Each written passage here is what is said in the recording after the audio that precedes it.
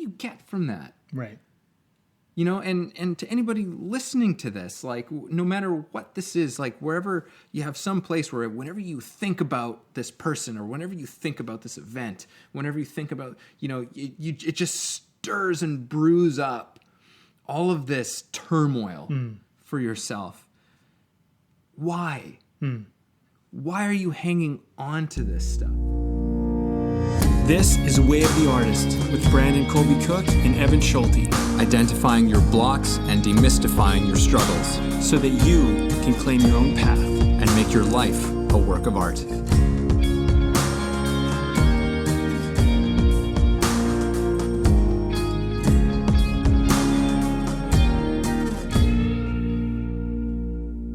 Another day of podcasting, Evan. Mm-hmm. And we're talking about relationship. Yeah. Relationships. And but maybe not the way our audience might think when they think of relationships. Yeah, these ain't your grandma's relationships. I don't know what that means, but it's something. Yeah, it's something. Play with it. Play with it. Okay, so the law of relationship, we're going to get into this. Evan and I have had a long pre-discussion today, which is probably going to be incorporated into this eventually, but yeah, it'll be probably spilling into some fashion, although it wasn't directly related to relationship. But you know, as we talked about it, relationships like in everything. So it's kind of, I think what's neat about this law is helping people kind of see relationship in so much stuff, and then because you understand this law, you begin to be able to, well, directly change or alter or remake relationships to things and people and yourself. And at the same time, what this is kind of cool is that our relationships, the way we see them or experience them can be kind of limited in certain ways. And in many ways, we're kind of taking off the chains or the bounds to what relationship can be. In many ways, with other people, with things, with yourself, and so forth. Mm-hmm. Yeah, so there's lots of stuff. We don't know exactly where we're going precisely with this one, but we've got some jumping off points, and sometimes it's all you need. Yeah. So yeah, like for me, like the whole thing with relationship, and this was kind of something that I heard from Alan Watts some time ago, like a year or so ago, which was basically, he was saying that absolutely everything is relationship. There's nothing exists apart from anything.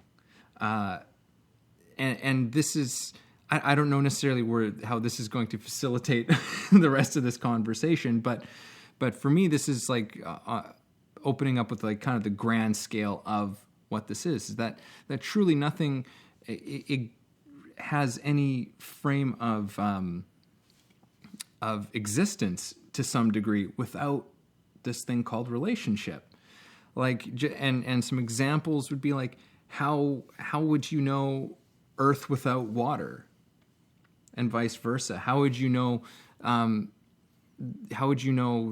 the water and the sky if they did not both exist? If they're both not there, then how would you know it was even there? Like what you're almost pointing to is how relationship helps us to actually identify one thing from the next, and also how we interact with that thing, because how we interact with the ocean versus how we interact with the land versus how we interact with the sky or the air is all a bit different. Mm-hmm. And these are often, I think if people aren't already seeing this, relationships something that a lot of us take for granted.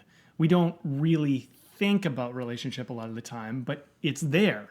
And then usually you often only notice it when it doesn't work exactly the way you think it should. You know, we like notice relationship when it's like, hey, you're not doing what you're supposed to be doing, what I expect. And then all of a sudden you're like, oh, like now I'm experiencing this thing in a new way. Like, for example, you know, if you have never been to Iceland or somewhere like that, you know, where it's like not a lot of trees, but there's a lot of wind, you might not really know what that's like. Or if maybe you've never been in a place where there are a lot of trees, you know, and the trees sway from the wind, it's a different experience of wind. Mm-hmm. And you might have a different relationship to wind. Like, here's an interesting thing about Iceland. If you rent a car in Iceland, they have something written into the contract of when you rent a car that if you open the door and the wind blows your door like off your car, it's your fault. Wow. Because basically people, because there's no, like a lot of times there's not trees, right? There's just wind blowing, but you can't really tell. And then the wind can be so powerful, it can blow a car off, like a door off a car. Yeah. And so, if you live in like, say, British Columbia, Canada, where there's lots of trees, that's like not really a concern. It's not even something we would think about because the trees deal with the wind and we have a different response to it. Yeah. So I don't know. It's just an interesting thing. You would never think about the wind the same way unless you kind of you interact with it in a new way, Yeah. And that's what I think what you're touching on is one of the things about relationship and maybe this is worth diving into, is that relationships evolve and relationships change in all facets. Like when we say relationship, oftentimes like we think of like other people, like how a relationship, but we're talking about so much more than that. This is about how, not just how, because that is certainly a facet of this, is what are our relationships to others around us, not just our friends and family, but to the general public, to our audiences per se, but also, as you're saying, like to things like just the environment, our relationship to the environment, our relationship to our careers, our relationship. And I think this is what's most important, is our relationship to ourselves. These are all components. Like we said, anything and everything. Just look around you right now. What is around you right now? Is there other people? Are you by yourself? Are there things? You have a relationship with all of it. You're listening to this on your iPod. You have a relationship to that iPod. Totally. Or do people even use iPods anymore? Well, yeah. Probably someone. But the thing is like, you're right. And isn't it interesting how maybe when you bought something brand new and you spent all this money on it and you really invested in it and it was so precious to you and you were so delicate with it and so careful, but maybe your computer or your phone, you've had it for several years now, maybe, or months or whatever, and it's kind of obsolete. And so in a certain way, there's a less kind of a care, like you perceive less value in it. And you maybe toss it around a little bit more, or you don't necessarily like, you're not as careful with it, and so like, things happen like this, where we can decrease our value in our relationship to something, or we can increase our value. You meet somebody and at first, I remember I was dating a girl and, we just were dating, and it was like kind of like one of those relationships where it's like, yeah, we're hanging out and maybe we'll hook up and, and whatever, but it was kind of like very temporary. And then what ended up happening was we ended up hanging out and connecting, and we're not dating, like we're not in a relationship, but like I truly care about her and she really cares about me, and we become these friends. And in a way, we're better friends than some friends that I've known for a really long time. But we started off in this place of like, yeah, like, who really cares? Let's just hang out and have some fun together. And then it became this kind of, it evolved from even a romantic relationship into a platonic friendship, where we're just kind of there for each other, and, and she's somebody I can reach out to. And, so relationships evolve and they change, but you have to also be open to that possibility. Because sometimes people, like, they get so about expectation. Well, if it's not this, then I have no use for it. Right? And when we get rigid in our relationships, we don't allow them to grow. We don't allow them to move. It's like I've had experiences in my life where, I've had a falling out with a friend who was hanging on to a kind of relationship with me that was like, things change. And it became a challenging and a struggle in our relationship, because there was no room to move. There was no room to deviate. I couldn't. I had to be somebody else, or I had to be somebody who I no longer was, in order to maintain this relationship, and that just was not something that was going to happen. And there was another example I was thinking of. Oh, yeah, and on the flip side of this, I've had an experience where talking to a longtime friend of mine. We were having some drinks, and we got into this conversation. And we got into this really, really like philosophical, deep conversation. And I wasn't used to having this kind of a talk with this person in the past, you know? And it dawned on me that I was just like, oh my God, I'm having this conversation with this person. And it revealed a whole new dimension to them that I never knew was there. But I was open to receiving it. But it also made me aware of the fact that there was a part of me that was holding them in this place of this person who I thought they were. This person I knew from my history and my past, and that was almost trying to keep them there. And it's just like that was just like, oh, that's just who they are. You know, I've put them in this little box, and this is the kind of person they are. And you know, it's doing not only myself but them a disservice, you know, by maintaining some of these old things. And I think this is where, you know, the law of presence that we've talked about comes into play. Like presence and relationship are very key kind of like partners. You know, I'm glad you brought that up. It's such an interesting thing, because I think that's part of the artist struggle. You know, the artist struggle, and by artist, I don't necessarily mean somebody that works in the arts, but like we're all artists, and our ability to be creative and open and flexible in the world is stifled often by the fact that we are unwilling to look at something outside of how we've already seen it. You know, like I remember I used to have this image of my father and my mother as being these like saints who never did any wrong and never made any mistakes, right? And I'm sure people have had this, right? Yeah. And then there became a point where I started to go, oh, you were like me. Like you were messing up too, and you were making mistakes. Yeah. And then, you know, I found out my dad, like when he was like beginning, and I'm just going to share it because I think it's funny, but I remember like when he was becoming this really successful self-made dude, he was getting stoned all the time because he couldn't face the fear of calling people. So getting stoned helped him to deal with that. And I thought, you know, that's so funny. Like you were a guy who had fears like I have fears. And then I started to see the more humanness in my dad, you know, because also like my dad and I have had our personal battles against each other. But when I saw him as this kind of perfect person that never had a fear and just always had it together, there was kind of like this, we were almost at odds. But once I started to see our similarities, you know, the things that maybe he did where I felt hurt or disagreed with, I'm like, yeah, but you know, he was doing his best. And I started to see the person, right? And that evolves our relationship. And, you know, I think as an artist, the more flexibility, the more play that we have with relationships, the more give we allow for them, the more we have a chance to not only expand ourselves, but expand our options and expand our way of being creative. Because I think it's very difficult to be creative when you get stuck in rigid ideas of how the world is or how people are or how things are. Yeah. You know, this some of what we're talking about, this reminds me a little bit of a podcast that we did back when we were the B&E podcast. And we had a musician on named Sam Davidson, also known as Skim Milk.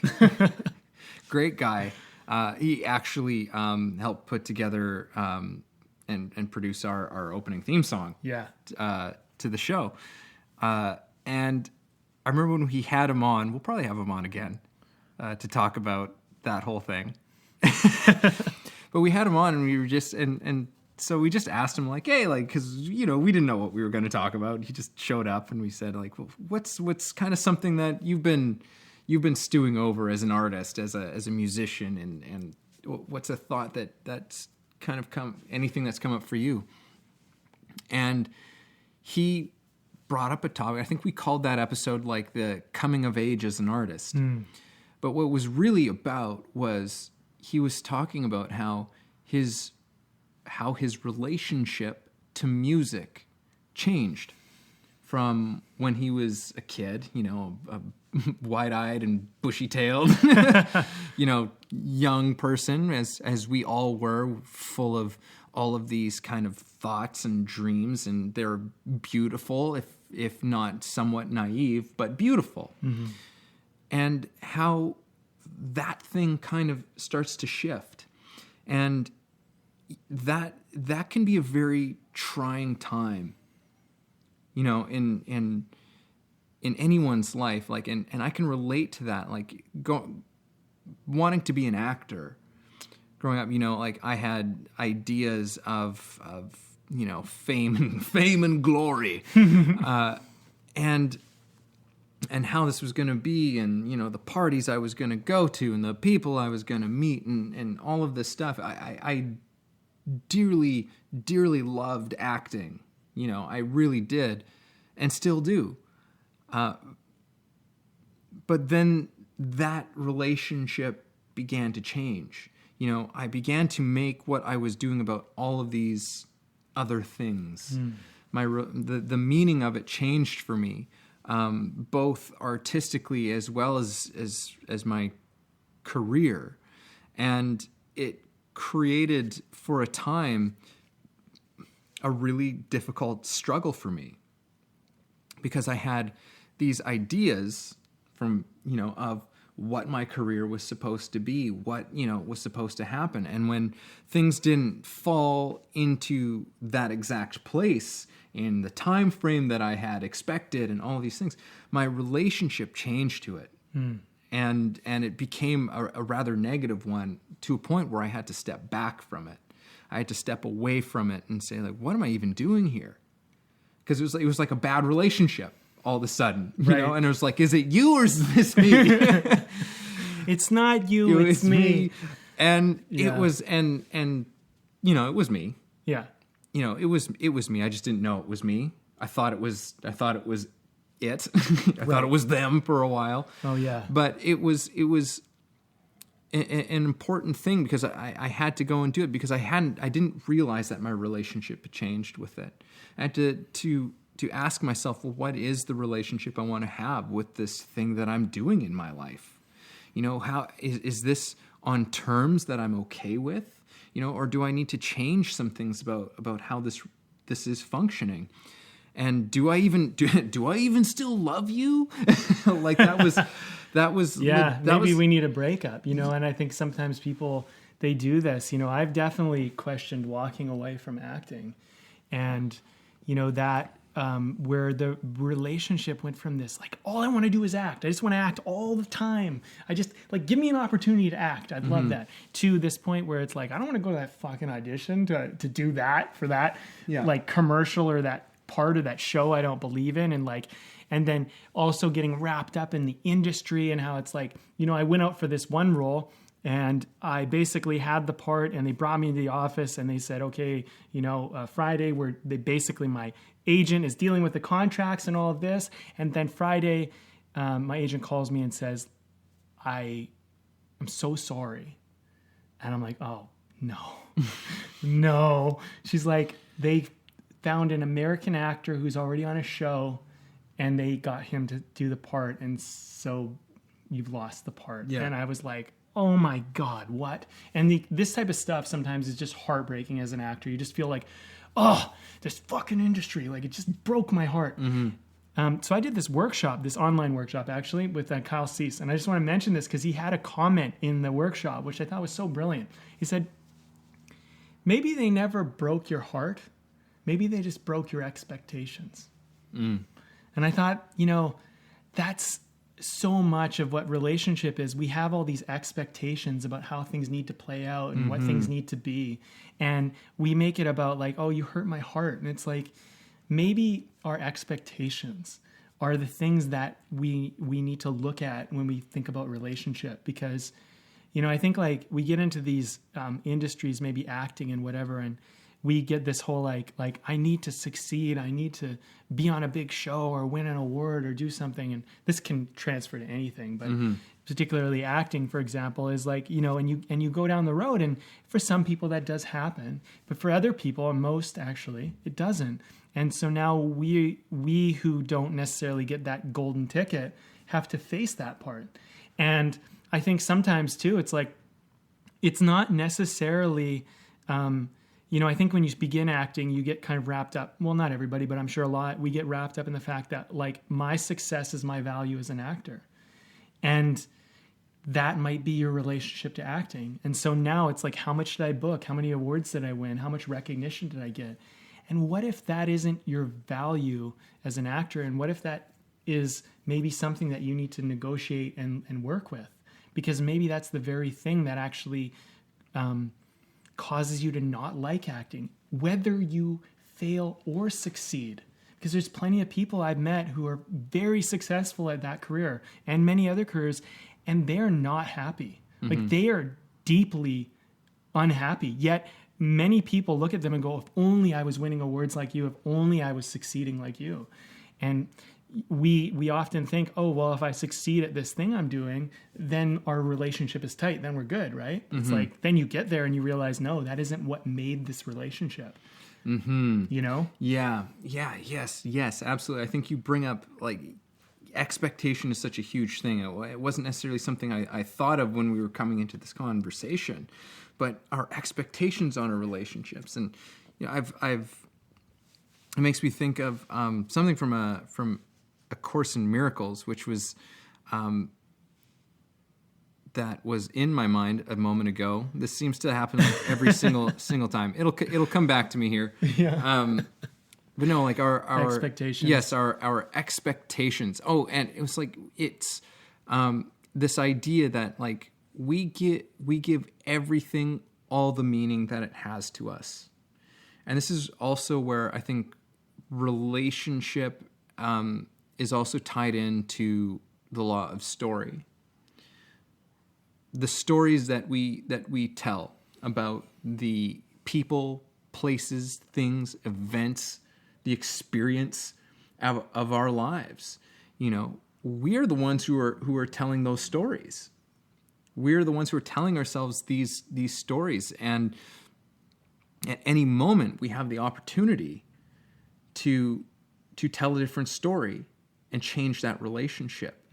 But if we don't choose to be and this is kind of almost, I feel like I'm almost treading into your territory here, Brandon, but if we're not like the people who are choosing the story that we're telling, if we're not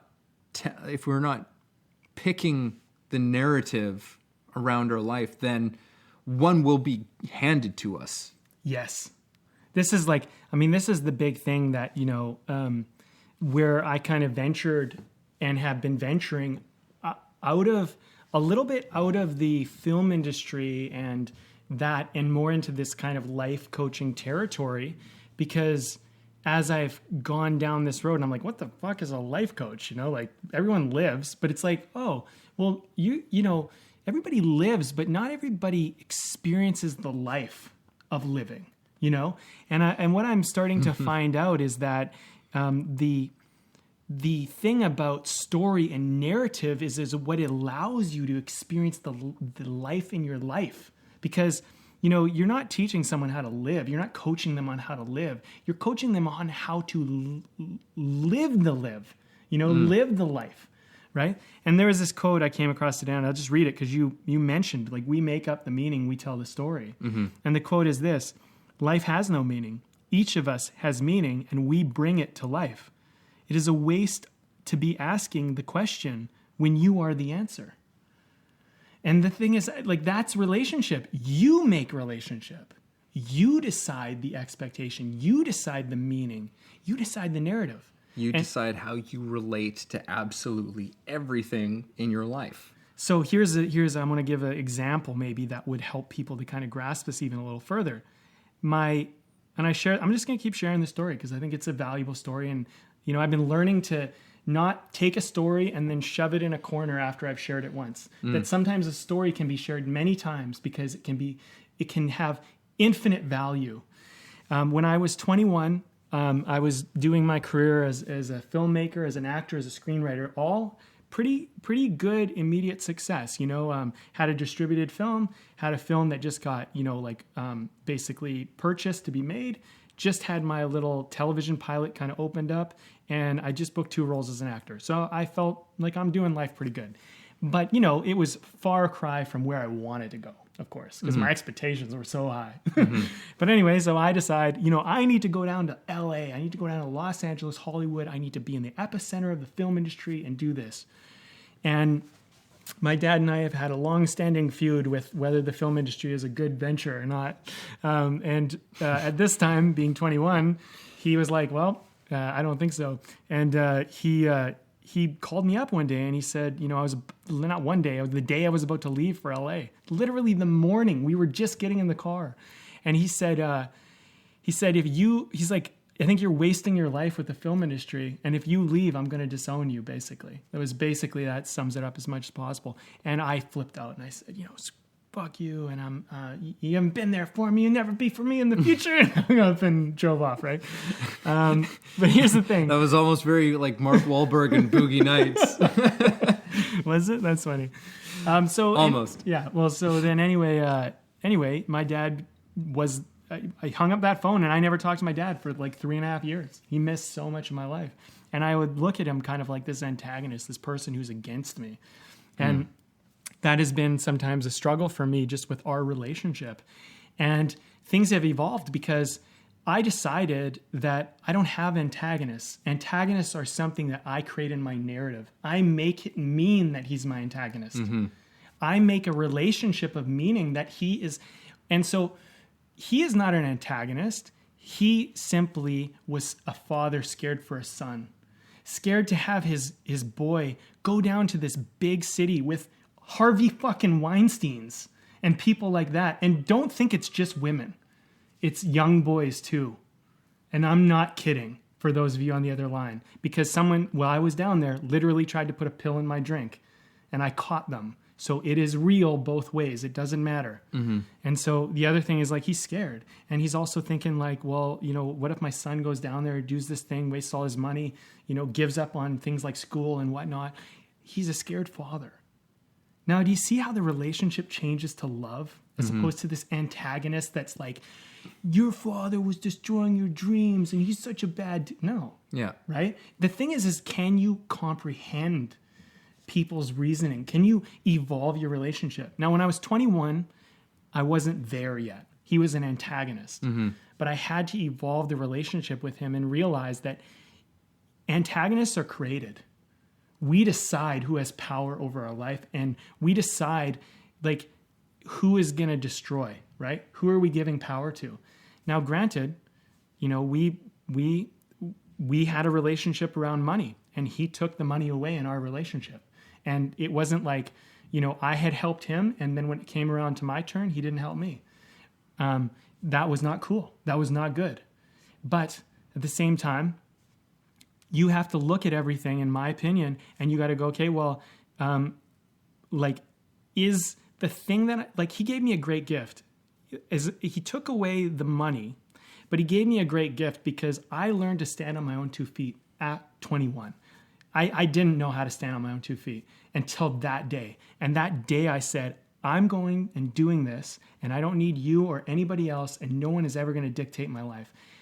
Had my dad never done that, I never would have got that opportunity. Now, I'm not saying that what he did was okay, but I am saying that every moment is a gift, and we don't need to make our relationships bad and toxic. But we make it mean what we make it mean. I choose to look at it as like my dad gave me a service. He gave me a service because it taught me and it gave me something that's a gift. You know what I'm saying? Well, interestingly enough, is what it was building it gave you something that was building a relationship with yourself. And that's a great point. Right? Like it was this relationship that you had with your dad, turned into a point where you developed a deeper relationship with yourself. Where you stand, what happens when you are pushed, when your values Where are do pushed, I stand? Where do you stand? Yeah. It's not to be undervalued. Our relation, as I said earlier on, our relationship with ourselves is the most important relationship we will ever have in our lives. And sometimes the relationships that we have with things in people and whatever in the world, they are testing to us, and they challenge our own sensibilities and beliefs of who we are and what our relationship to ourselves is. Can I just hop in? Yeah.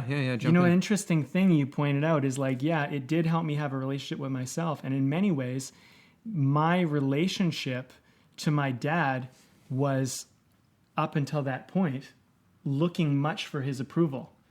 And once I said, okay, I'm going to do this and you don't approve, I don't need your approval for me to do this. And in some ways, my own relationship with myself evolved. And here's the thing that I've realized is that my relationship with myself often reflects the relationships I have with others. Like if I don't have self-love, that is very often why I can feel brokenhearted or feel like I lost somebody if they break up with me or whatever, or maybe I'm scared to leave them even though it's not a good relationship, because if I don't feel like I can give it to myself, then maybe I'll look to this person and maybe they're not good for me, but they still give me something. And so I'm like, oh, without them, I feel like I'm lacking. But if you have a relationship with yourself where you really love yourself, you feel complete, you feel full, you don't necessarily need someone in your life to fill that. And then what ends up happening is you don't look for people who are basically trying to build relationships on codependencies, but you're looking for maybe another person who feels okay with themselves. And so this changes the way you go out into the world. But like, I think part of the issue with me and my father too was like, up until that point, I was being a somewhat dependent. And so in some ways, I created the atmosphere and the environment for such a situation to occur. But like, it's interesting, right? I know that this can be sometimes hard to think about, but like our relationship to ourselves is often reflected out in every relationship we have. I think that's why it's the most important one. It's like just listening to your story, like, because I've heard you tell this story a number of times, and and there's usually some new perspective I get out of it, but it's really this beautiful process. I guess the law of process is related to this too. There's some, I guess relationship would be related to absolutely every other law. It's that we almost have. a master law. It would be a master. Let's yeah. just call it. I think so. It's yeah. probably it. See, we find out stuff as we're talking to you people. But like as you were saying this, like how relationship changes and evolves, and how sometimes it's not always at your choosing, but you're presented with these different scenarios which force change, and it's what you do with that.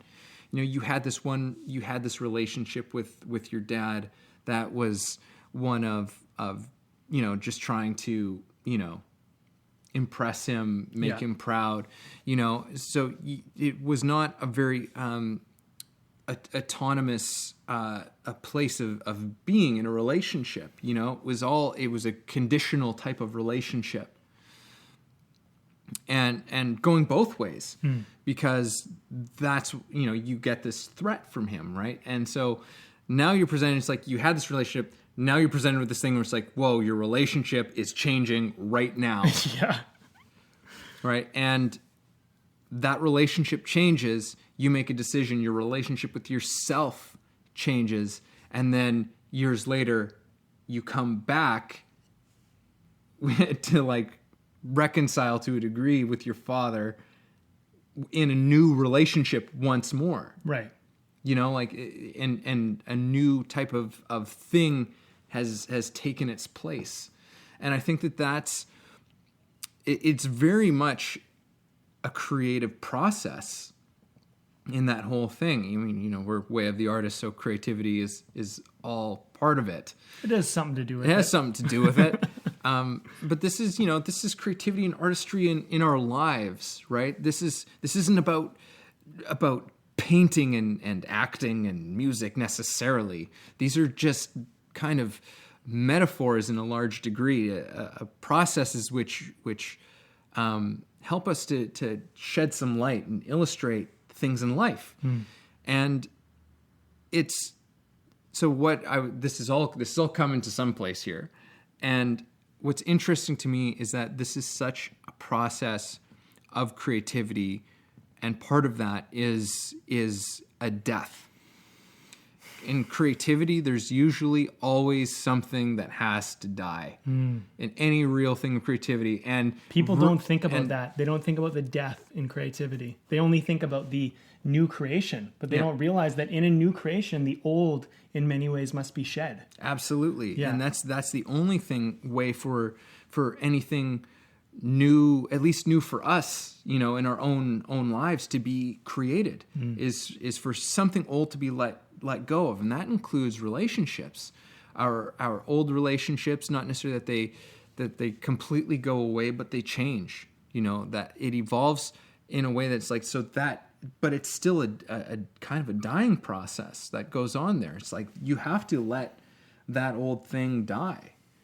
You could not go and reconnect with your dad without having let a certain aspect of that past relationship completely die. I think that's where, when it comes to relationships and forgiveness starts to play in a part. Because forgiveness, I think it's wildly misunderstood concept by most people. But forgiveness begins with you forgiving yourself. Before you ever need, and you actually shared that with me before, because I was really struggling with forgiveness at a certain point. And I was like, I'm trying so hard to forgive a few people. And you were like, well, what if you forgive yourself for not being able to forgive them yet? And I did. And that really changed the game for me. And what ended up happening was I began to be like, it's okay. That's just where I'm at right now. I'm not ready to forgive them yet. And that's okay, because that's where I'm at this moment. And what ended up happening was it created a certain amount of self-love and self-acceptance, because by my being like, I can't forgive, I don't know how to forgive, I was making myself wrong, making myself bad for not being able to forgive. And I think when you look at forgiveness, I was making me wrong and bad. So then if I'm not wrong and bad, then what ends up happening is I find self-love. Can I make them not wrong and bad? And then it evolves and it moves forward, but you can't really almost forgive them until you forgive yourself, which brings us back to our original point, your relationship with yourself. Yeah. Man, this is just, I knew that there was going to be a lot to this, but man, I'm just blown away at how rich our lives are in relationship, all of us. Yeah. It's like you on the other end of this podcast, believe it or not, you have a relationship with Brandon and I. Yeah. We're in a relationship. You can see other people, but we are together. Yeah, exactly. You have a relationship where you listen to us periodically from time to time, and or at least maybe you enjoy it, or maybe you think we're idiots, and maybe you're going to blast us on social media. Yeah. Who knows? But that's your relationship with us. What's another thing is it's just you pointing that out, the whole getting blasted on social media or somebody kind of going and whatever. Relationship's really interesting because we often look at relationship in a way where people get to just kind of be in a relationship with us. And it's like, no, you only get to be in a relationship with us if we choose to relate to you. And we only get to relate to you if you choose to relate to us. And I was actually doing a live stream just the other day, and I was talking about that because someone mentioned what do you do with haters? What do you do with people that are, destructive?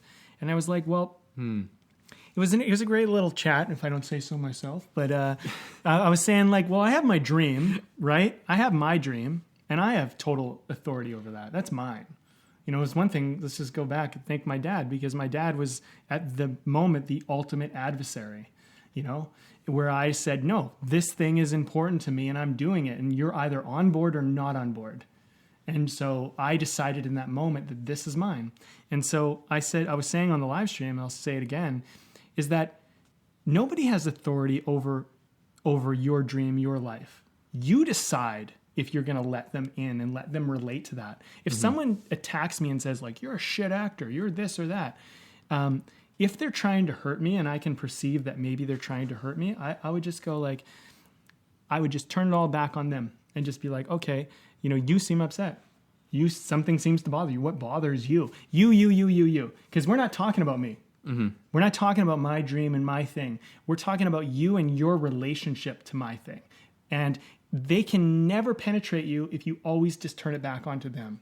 And so the problem that I think happens with a lot of artists is someone comes up, says something negative on social media, a parent says something shitty, or a friend, or someone they don't even know. And they go, oh, that hurts me. And it's like, it only hurts you if you let it hurt you. Mm-hmm. It only hurts you if you let yourself, your dream and what's important to you. Like, they have no permission. They have no authority over that. Yeah. That reminds me of an old story about the Buddha or something, where basically the Buddha had a hater. Did he? Yeah. The Buddha had a hater who like came up to him, like approached him in a street or something like that. And he was just like, really, really giving it to him. Just like, I don't know what he would have been saying. Like, and you're full of shit in some degree. I probably. Sure. What is anybody really hating on? It's like, you're full of shit. Yeah. Screw you. And the Buddha being the Buddha was just very, just kept on kind of smiling and was unfazed by this verbal assault that he was being given. And this guy was very, kind of caught off guard by the fact that he seemed to have no impact on this guy. He's not getting defensive, no nothing. And so he was just like, why aren't you saying anything or whatever? And he said, if you were to give a gift to somebody and they were to refuse it, then who does that belong to? Right? He's like, I don't accept, like, basically saying like, I don't accept what you're giving me right now. Like, this is like your hatred is not something that I'm willing to receive. So it's yours. It's yours. Keep it. It belongs to you. That's why, that's why the Buddha was great. The Buddha was a good dude. That's why I'm really trying to spread the message with that for people, especially people, because I was bullied when I was a kid, and I look back at being bullied and I go, what? All it was a misunderstanding from my point of view, because it's like people are bullying you, and if you are being bullied and you just turn it back on the bully and be like, you don't seem to like me. Oh, I don't like you. So what's going on for you? Like, why? Oh, you're this, you're that. You're like, oh, interesting. Why does that bother you? Like, you're a nerd. Well, why does that bother you? And they're like, shut up, nerd. It's like, well, no, seriously. Like, I'm curious. Why does this bother you? Like, and then they, whatever. Like, the thing is what happens with people who are attacking or people who are doing this is they're trying to gain some power, because usually they feel powerless. Mm-hmm. But the cool thing about relationship is when you understand why someone is relating to a certain way, if you understand what they're going for, you end up becoming like, it becomes a lot easier. Like, for example, can you imagine if I was 21 and I was at the point where I realized that my dad was just scared and he loved me, and I said, Dad, your threat doesn't scare me, but look, I get that you're scared. I get that you love me. I get that right now you feel like you need some kind of control here. And I want to tell you that I love you, regardless if you support me or don't support me. I'm going to LA, by the way, so you can decide if you want to do that or not. I hope you don't. I love you. And I just related to him that way. Can you imagine how disarming that would be? As opposed to fuck you and hang up the phone. Like, that's what I could do at 21, because that was my current level of evolution as a human being. Mm-hmm. But now, if someone did that, I'd say, if someone threatened me or tried to do that, I just say, look, like, this is what I'm getting from you. And maybe you feel me doing this is taking something from you. I want to talk about what you feel you're losing, because this has nothing to do with me. Like, I'm going to LA, like, that is already happening. But like, if I'm actually hurting you, if this is actually damaging our relationship and I'm doing something that's unkind, then maybe I'll consider it. But why don't you tell me what it is? And do you see how disarming that would be, and how much we can relate to each other from a place of love and compassion and understanding? Mm-hmm. But the thing is I think what happens is we take shit so personally. We make it all about us all the time.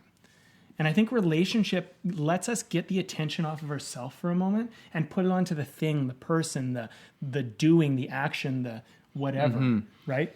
And I think that, so why is this important? right? We're Yeah. talking about this whole thing of relationship. I think we've dissected a lot of, Sure. of Let's how get this into it. all Yeah. impacts. It's like, so why is this important? And I guess we've been kind of grazing on it, but especially in the sense of like the stories that we're telling. But the importance of relationship, how we relate to the world, how we relate to ourselves and ourselves in the world, all of these things, these are important things for us to consider and to nourish, because it's all really about the quality of our lives, the quality of our experience of our lives. And relationship has such a huge degree of importance in all of this, because, and especially because we do get a kind of choice in this matter, how we want to relate to things and to the people and to all of it.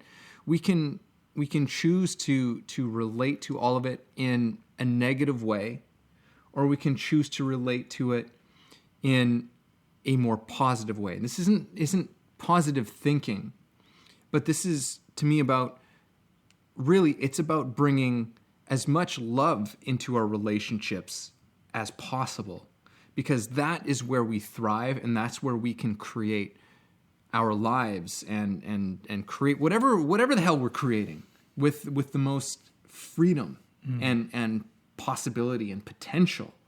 And how we choose to relate is a huge critical component in all of that. Right.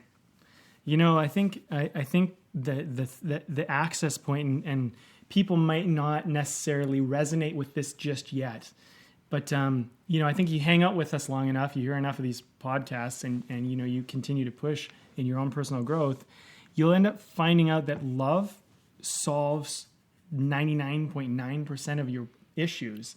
It's just, but it's a weird concept to kind of understand, because love is like, it gets so caught up in sentimentalized kind of shit, and it's continue. And the thing is like, okay, well, here's the thing about relationship can cause us a lot of pain, or it can cause us a lot of joy. And I think the reason why you want to start to implement this law into your life is that how much is relationship causing pain in your life, and how much is this pain limiting you, holding you back, hurting you, causing you to do actions that are self-destructive, limited, and whatever. And I think what happens is when you negotiate the law of relationship in your life, you buy yourself, what in my opinion is the most important thing of all, autonomy and freedom.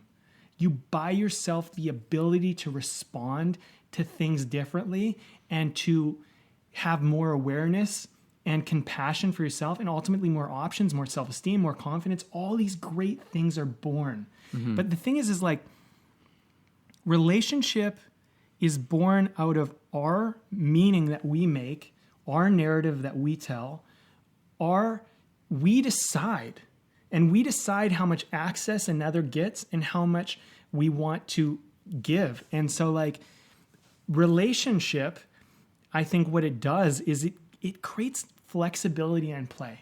Because here's the thing, we talked about the law of play, and the law of play is in many ways the law of give. How much give do we have? How much flex? How much room do we have to negotiate around? And when you're very rigid and in expectation, you have very little room. Everything's so friggin' serious. And so you get stuck and you get caught and you feel small and you feel tight and you feel like you can't move. Yeah. And you feel like you don't have options. But like when you have the law of play in the law of relationship, what ends up happening is you go, okay, well, maybe I don't know everything about this person. And maybe I don't, maybe there's room here. Maybe there's something to be created. And I think this is one of those laws, because it's a master law. We're going to get into it more over time. But I think the law of relationships, you can start to think like, well, what am I making this mean? What am I narrating this as? And like, am I making this person an antagonist, or this thing antagonistic to me? Or am I making it a supporter? Yeah. Right? Because the thing is that all of our relationships have energy. They require energy, that we give and that we receive. But there's always a kind of energy exchange that's going on with all of our relationships. And we only have so much energy in the day to give to those. Whether it's literally, it's like, okay, who am I spending my time with today? And what am I spending my time on today? We only have so much energy in the day to do that. So it's about really making conscious choices about the things and the people that we are relating to. And also, and kind of coming back to this concept of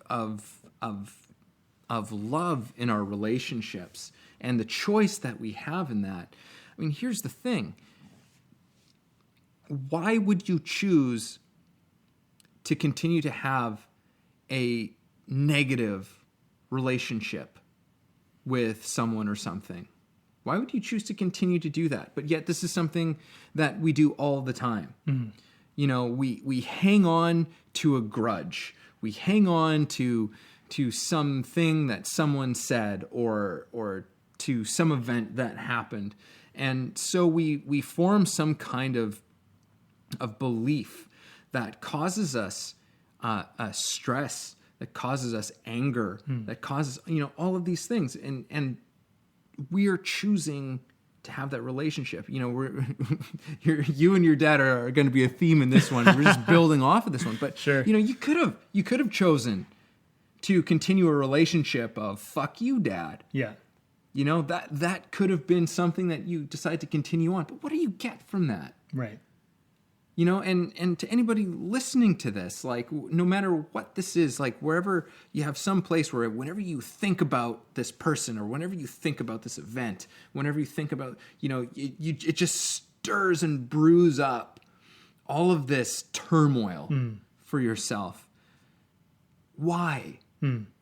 Why are you hanging on to this stuff? That's like, it is taking your energy. That is your energy. You are expending energy into that thing to continue to keep it alive. It's like, is that something you want to keep alive? Or do you want to build a new relationship? I mean, either let it go or right. Or it's like either completely let it go or just form a new relationship with this situation. It's I've learned to look at this life like a movie, right? Because I just love movies and I've done so many movies now and gone through the process so many times. But movies are such a great analogy for life because I look at it like casting a movie. It's like, well, we're going to cast this character or cast that character, or do I want this person in the movie or do I not want them in the movie? And clearly at 21. My dad got cut from the movie. It's like, well, unless you apply for the job again, you're cut. And then eventually it took him 3.5 years to come back and say, like, maybe we should have a conversation. Yeah. It took him 3.5 years, but and my brothers were pissed off at me, and they didn't necessarily understand, and I had those pressures, and I looked at it and I'm like, when you want to be back in my life, you can ask. That was where I was at. Now, here's the thing. I shared earlier, I said, like, well, what if I came to my dad and I said, well, Dad, what's going on for you? He might have not responded well to that. He might have been like, blah, blah, blah, blah, blah, and then the attacks may have kept coming. And, you can't make yourself wrong. I was 21 at the time doing the best I could do. Yeah. And at the time, my away was, okay, you're cut from the film. But, like, we also cast people. So my dad came back into my life, and at first he was an antagonist. I just still looked at him like this enemy in my life, And it took me time to negotiate and relate and start to come to a relationship with him where it was not so much about like, you are the person trying to cause harm to my goal, and to make him more of a person that was like, the way in which you do your thing, the way in which what's going on for you doesn't necessarily have antagonism over me unless I allow it to have antagonism over me. So it's like, I remember my dad was saying something like, it's a funny moment. He goes, people are so negative all the time. They're doing this. And I'm like, it's pretty negative, Dad. And he's like, oh yeah. And it's just like, you see, like I call him out on his projection, right? So it's like, okay. But the thing is that it come to that awareness, and then what ends up happening is you learn skills in life to disarm people, right? So like what's really great about this stage in my life is I'm like a fucking master disarmer. Like if someone came at me, I like disarm them and their weapon is all of a sudden useless and they're like, what do I do? You know? Because like that's the thing though. But if people knew how to do that in relationships, we would probably not feel so like at the whim of them. And you know what? I think like for all the younger people out there, maybe people who haven't developed or whatever, it doesn't matter what age you are, like we haven't developed the skill yet to negotiate. Don't worry so much about getting it right. You know, I think what starts with relationship is you just holding your standard. And, you know, we were talking how to use this is like sometimes your best ability is just to cut someone from your life. And don't make yourself wrong for that. You know, like I lost 3.5 years with my dad. Mm-hmm. It saddens me. But at the same time, it was necessary, you know, for me. And that's what I had to do. And, you know, and my brothers were like, well, what if dad dies or passes away? And you just, you know, and I'm like, well, what if I die and pass away? It works both ways. It's a relationship. And when it's another human being, it goes both ways. And so, you know, the thing is what I'm going to bring you back into my life because now, like, you're older and there's some fear of, you know what I mean? Like, that's how we compromise ourselves. And, like, I'm glad that we figured it out, you know? I'm glad that we worked it back out and we relate. And, you know, I think with any relationship, you can look at it like, I wish we could find more love and more closeness in this relationship, but especially with family members. But, you know, as far as like, I'm just going to leave this with people, like as far as where you're at with how you're relating, you know, people will come and go in your life. And I think what's most important about a relationship is your relationship to yourself and your own integrity. And that will answer most of your questions about, should I continue with this person? You know, if you're really like relating with self-love, you'll find that a lot of the answers just answer themselves. Mm-hmm. But if you don't have a lot of self-love, this can seem like a very difficult idea, a very difficult concept. And so that's okay. If this is really confusing to you and you're like, I don't know what to do. I have all these fucking people, these bullies, this fucking people that are against me. That's okay. But what I'd like you guys to just walk away with is like, look at where you could have more self-love because that will solve that problem. But if you try to like solve it through them by being like, I know, I'll cut all these people and I'll do all this and out, what ends up happening is you don't necessarily repair the relationship with you, which is really where this all starts. You are the core, you are the center of your whole movie. You're the director, you're the actor, you're the writer, you're the producer, you're everything. So until you start making strong decisions from those positions, you're in someone else's movie deciding how they want to relate. And then you're just at the whim of their relationship because they might have solidness in themselves, but you don't in yours. And so you're just a bit part in another person's movie, which kind of sucks. Yeah. Yeah. Yeah. Well, that was a little tangent, but it was probably good. No, it was great. Beer? Yeah, let's just talk about this for a quick second. Okay, so before you mention it, little sub-note. I like to throw this in every now and then. We do a beer because Evan and I have known each other for a very long time, and we wrote scripts together. And then one day we got together and we started reworking a script that had some interest from a producer. And we would have a beer, and that beer, we would start to talk about what's going on in your life as an artist, you know? And then he would ask me, and we'd have these really great talks. And we're like, we should record that. And then a podcast was born. And now we kept things the have beer. evolved. The beer has stayed. The beer just felt like the right move. So this isn't an advertisement for beer. It's just we just like to talk about the beer. Yeah, no, we're not being paid by anybody for this. So this is from Strange Fellows Brewing Company. They're one of my favorites, actually. I'm always nice. You know, every single time I have one of their things, I'm always just like, man, they're doing great stuff. And this is their white IPA. I like white IPAs. Their white IPA. Yeah, they're very good they're kind of nice in like the summertime because they kind of still give you like a light freshness, but they're still like got lots of, you know, stuff for your taste buds to like grab onto. Yeah, totally. Well, it's been a good beer. I've enjoyed it.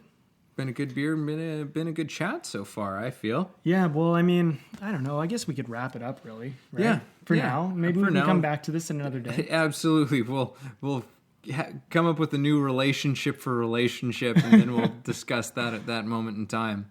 Well, maybe I'll go first, and then Sure. you can finish this baby off. What I'd like to leave people with is that the law of relationship is something that you can use any moment, and it's really something where you can begin just by going, how do I relate to me? You know, when I look in the mirror, how do I relate to that person I see? When I think about who I am as a person, as a character in my movie, in my story, how do I treat myself? How do I talk to myself? And I think one thing that I always try to rely back on these days is I go, would I hang out with me if I talked the way I talk to myself? I fucking wouldn't. So I look at it and I go like, also, if a little kid came up to you and said, you know, I have this dream to be an actor and a filmmaker and blah, blah, blah, would you go to that kid and go like, who are you to think you could do that? You know, would I ever say anything like that to a little kid? If you're doing stuff like this, I want you to start to relate to yourself more like you're 7 years old or 6 years old or whatever your pinpoint is, where you can start to go like, how would I talk to this kid? Right? That had infinite potential and didn't have this backstory of how blah, blah, blah happened. Right? And look at it and go and relate from that place to yourself, because that is going to have all other relationships, things, what you do, people you meet. It's going to help evolve, but you got to begin with you. And that's where I'm going to just leave this at for now. Just relate to yourself at 7. I commonly go back to either like 6, 7 years old. And I also go back to when I was 16, because 16 was a pinnacle time for me. It was when my parents kind of like had split up and I was alone and we'd lost all their money. And I look back at that moment as like, you know, how would I tell that 16-year-old, you know? And I just kind of go back, and when I share stuff, I'm like, dude, you know, you're going to do fucking great. You're going to be fine. Don't worry. Just go follow your heart, trust yourself. And what happens is I start doing that right now. And it helps. It's a wonderful thing. So that's what I'd say to people. Try that out. Yeah, that's fantastic. That's really great. Like, yeah, how would, you know, I sometimes bring up a question for my clients and students. It's like, well, what was the thing that you needed or that you wish you got, you know, when at a certain formative time in your life? You know, usually something will jump into your mind. It's just like, oh yeah, like around this time I really kind of wish I, you know. Yeah. You know, like that kind of scenario. And it's just like, be that person for yourself now. Be that person for yourself right now. This is the kind of relationship that we want to start developing with our own selves. And then also, you know, let's start to take a look at how we're relating to the world. How are we going about in the world, and are we going about it in a way that is empowering to us? Are you going through life in a way that is cultivating something beautiful and something that is loving in your life? You know, these are all your relationships. These are all of your thoughts, your expectations, which I realize kind of towards the end here, that's like, could be called conditional, right? Our conditions on relationships. You know, these are all things that we bring into the fold. And are these things necessary? Are these thoughts and are these stories around these relationships necessary? Are they causing you more harm than good? Like, you know, and again, that this is still very much, everything I'm saying is still about an internal relationship that we have with ourselves. How we relate to the world is still how we relate to ourselves at the end of it all. You know, it's so great that you brought up conditions. I feel like something needs to be said, is that we don't have a loving relationship with ourselves often, I think, because we put too many conditions on what it would take to be lovable. You know, it's, I've heard this, you remind me of something I remember reading from a Dan Millman book. And he was saying, you know, so often we, for ourselves, we're looking for a reason to be happy. We kind of think we need to have a reason to be joyful in our lives. And so his challenge was, be unreasonably happy. In two different ways, you know. It's just like, but don't have a reason. Don't have a reason I love that. Yeah. I don't think I would have been able to hear that had we not had this conversation, because I'm actually beginning to see how I do that in my own life still. How I make it, well, once I do this, or if, this is what makes me lovable or enough or whatever, right? And it's like, no, it's like, I'm here. I'm here. I'm this experiencer, experiencing this life, doing this thing. And whatever experience I want to have is perfectly fine. It's not like someone goes to Disneyland and you go, you have to do this, otherwise you won't enjoy Disneyland. I mean, if you are, it's like, well, maybe like, I went to Universal Studios and I've gone to many of these theme parks, and it's kind of like, one thing that someone else likes might not be the part of it that you like. And, it's like, I know this sounds like kind of a weird relationship, but it's like, if you go into life without so much expectation and conditions, you give yourself more play, more room, more flexibility. Mm-hmm. You know what I'm seeing, though? I'm seeing a great pairing between the law of relationship to the law of play, and how they very much bridge each other. They're so important, because like when we don't play, our relationships become rigid. And when we do play, our relationships become flexible and open. And when they become flexible and open, it creates room for us to have a new experience, a new opportunity. Mm-hmm. Yeah, absolutely. Well, that's for another time, perhaps.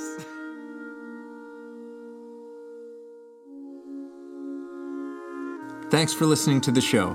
If you got something out of this, if you feel it improved your life or your journey in any way, please take a moment to subscribe, leave a review, or share the episode.